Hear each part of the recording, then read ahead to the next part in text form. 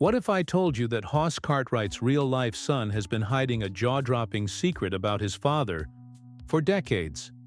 At 67 years old, Dirk Blocker is finally breaking his silence, and what he reveals about Dan Blocker will leave even the most loyal Bonanza fans speechless.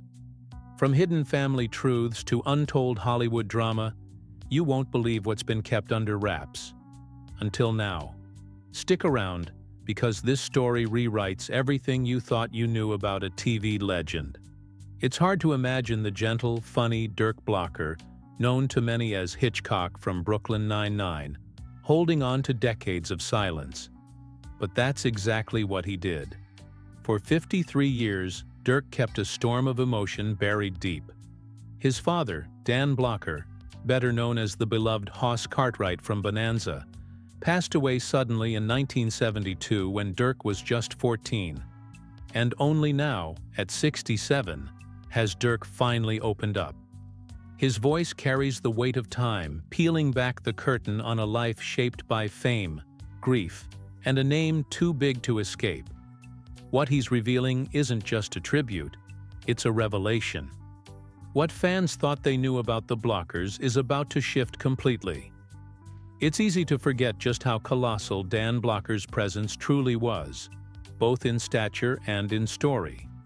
Born in Dalhart, Texas in December 1928, he made an unforgettable entrance at 14 pounds. So big he set a record in Bowie County. Even his name arrived slightly scrambled. Instead of Bobby Dan Davis Blocker, the doctor mistakenly wrote, Bobby Dawn. The town never forgot that birth. For years, locals whispered about the baby so big, no one had broken his record, until nearly a century later. But physical size was just the beginning of his legend. By the time Dan was 6, the family had moved to O'Donnell, a small farming town barely holding 3,000 people. Just a year before, tragedy had visited them. Dan's older sister, Virginia, passed away from pneumonia at just 11 years old. The loss devastated the family, and although life had to go on, that ache never truly left. Dan's father, Shaw, opened a grocery store where the family lived in the back. Young Dan spent his days hauling sacks of cattle feed, bagging groceries, and making himself useful. Even at age 10, he stood out, literally. Already 5 feet tall and over 100 pounds, he towered over most of the town's adults. By 12, he was 6 feet and 200 pounds, boxing grown men on Saturday nights right on Main Street, and winning every single match. He was a kid, but already something more. There's a tale, half whispered, half believed, that he once lifted a car off a man after it slipped from its jack. True or not, no one doubted he had the strength. His father used to joke that Dan was too big to ride and too small to pull a wagon, more spectacle than use. But that useless size would one day become television gold. At 12, his parents enrolled him in Texas Military Institute, a school that once trained the likes of General Douglas MacArthur. It wasn't just about taming his strength, it was about shaping his will. By 18, Dan was a force. He played football at Hardin-Simmons University, then transferred to Sul Ross State. It was there, during a play called Arsenic and Old Lace, that fate quietly tapped him on the shoulder. He wasn't cast, he was backstage, moving props and fake bodies. But something lit up in him. Drama became his passion. He switched majors, diving headfirst into theater. He acted in rodeos, worked as a bouncer, and took odd jobs just to afford his classes. And despite his size, it was the tenderness in his performances that caught his professor's attention. Graduating in 1950 with a degree in drama, Dan turned down offers from professional football teams and boxing promoters. He didn't want to earn a living through brute force. He wanted meaning. That summer, he left Texas for Boston, chasing dreams in summer stock theater. He didn't know anyone, had no guarantee. But he performed weekly plays, memorized scripts on short notice, and poured everything into the stage. That passion was about to be interrupted. In November 1950, the Army drafted him. The Korean conflict was escalating fast. It took weeks just to find boots big enough for his massive feet. Soon he was deployed to Japan, then Korea, serving with F Company, 2nd Battalion, 179th Infantry Regiment. Soldiers immediately called him the Big Un. But what they discovered wasn't just muscle. It was courage. He started as a private and was promoted all the way to Master Sergeant. On the freezing trenches of the Jamestown line, Dan led with calm under fire. One Christmas Eve, he and his unit were pinned down for 10 hours on a bitter, dark ridge. Then came Hill 200. His unit lost 6 men and had 21 wounded. Dan kept going. In one harrowing moment, he was injured while trying to save another soldier. That act earned him a Purple Heart and changed him forever. He returned home with scars deeper than the body. He became a vocal critic of war, especially the Vietnam War. He believed in service but not in senseless destruction. He had lived the chaos. He didn't need to imagine it. Dan's tour ended in September 1952. Just 2 days later, he married the love of his life, Dolia Lee Parker. They had exchanged letters through the war. Now, finally, they were together for good. In that same week, he went back to school, completing his master's in drama. But bills needed paying, so Dan took a job teaching English and drama in Sonora, Texas. His students remembered the thunder of his voice reading Shakespeare through the halls. Later, he moved to Carlsbad, New Mexico, teaching 6th grade and coaching at Eddy Elementary School. He never let go of acting. Even in the classroom, his love for performance pulsed through every lesson. Then something happened. Something ordinary that would lead to the extraordinary. During a summer vacation, Dan took his family on a trip to California. They weren't chasing Hollywood, they just wanted a break. But the city had other plans. Sometimes destiny waits quietly, until you walk right into it. He was just trying to make a phone call, cowboy boots tapping against the pavement, a straw hat shading his tall frame, and a flashy shirt catching the glint of the California sun. Dan Blocker wasn't posing for anyone, but fate had its eye on him. A talent agent walked by, did a double take, and just like that, Blocker's life shifted on its axis. No casting call, no screen test. He looked like he'd stepped straight out of a Western, and that's all Hollywood needed back then. Meanwhile, his wife and kids were waiting patiently in the car, unaware that the man they loved was about to be pulled into something far bigger than any of them imagined. Hollywood in the late 50s was obsessed with cowboys, and Blocker? He was the real deal. Towering at 6'4" with Texas grit in his bones and a gentle steadiness in his gaze, he didn't have to try hard. He was it. But here's the twist. Not many people know he didn't even come to California looking for fame. He arrived in 1956 with books in his bag and academia on his mind. He was pursuing a PhD in education at UCLA, determined to carve out a future in teaching. To support his family, his wife Dolphia and their 4 children, he worked as a substitute teacher in Glendale. Twin daughters Deborah Lee and Dana Lynn had come first, then David, and finally Dirk. It was a packed life, full of lesson plans, diapers, and endless to-do lists. But something about Blocker stood out, even in the smallest roles. One of his earliest screen appearances came in a 1957 Three Stooges short called Outer Space Jitters, where he lumbered around in a bulky costume as the Goon. It was silly, shot in 2 days, barely even a blip on Hollywood's radar.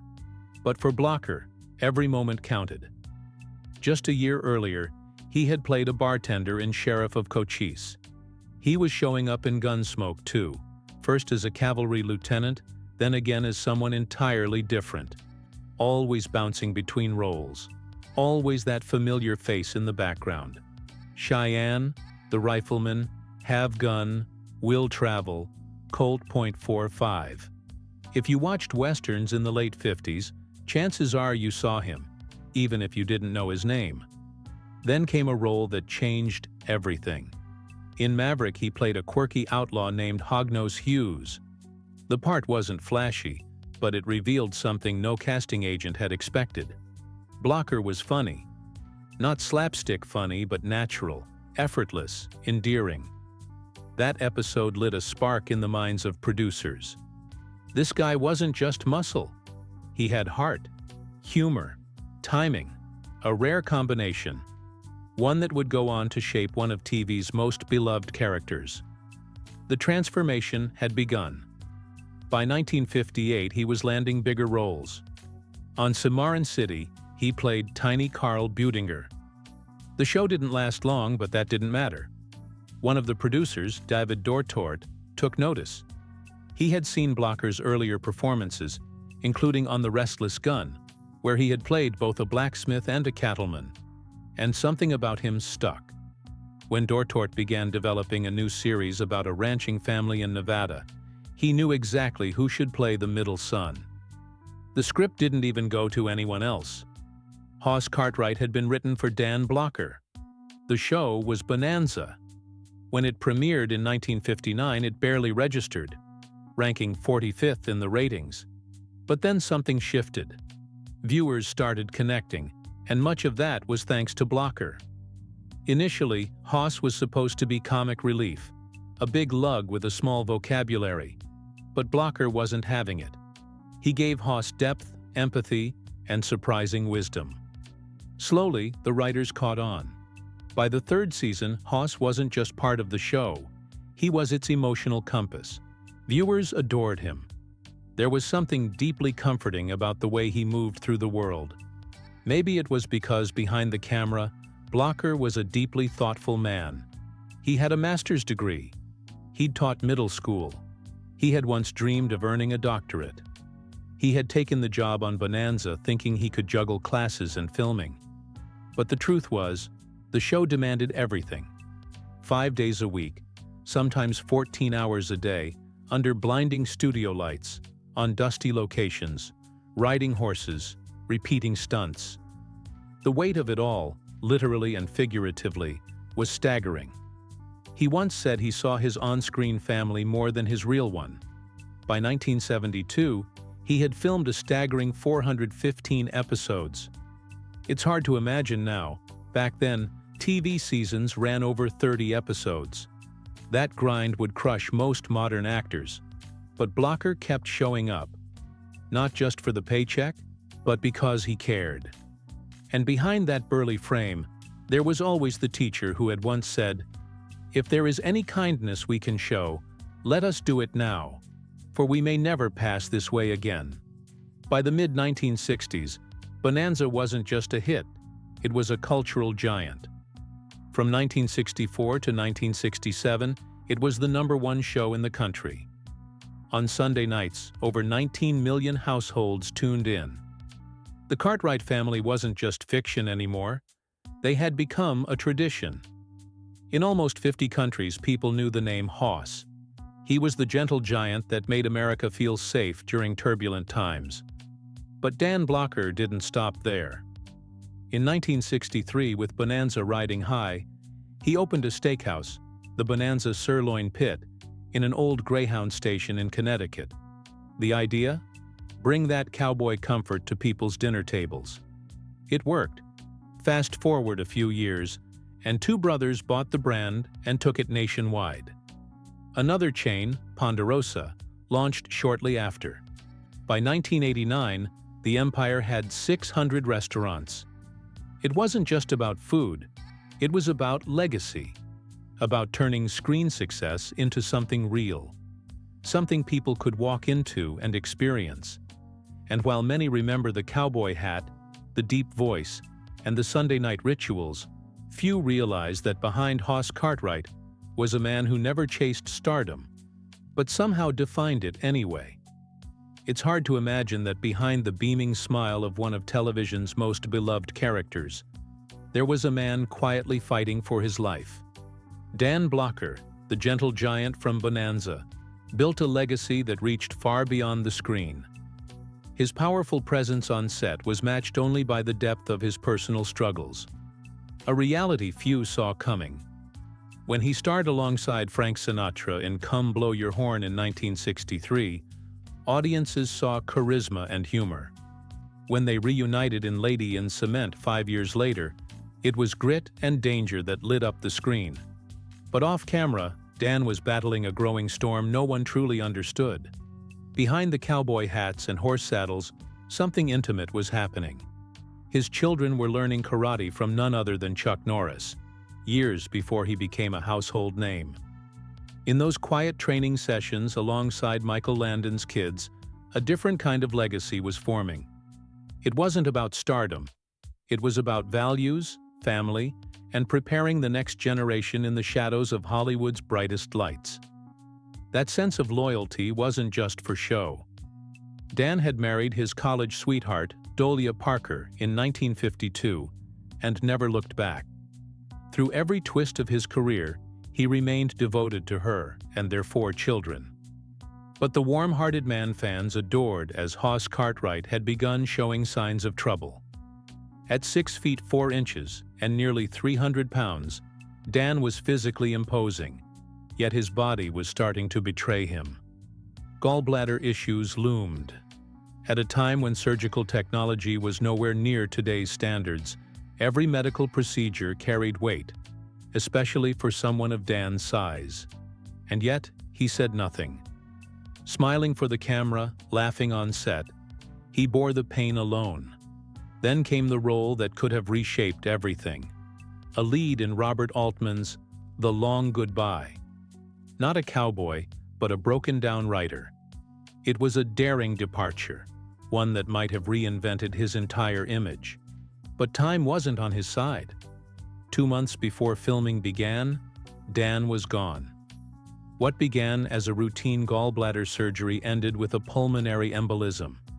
He was just 43. In the early morning hours of May 13, 1972, silence fell over Hollywood. The man who made America laugh was no longer with us.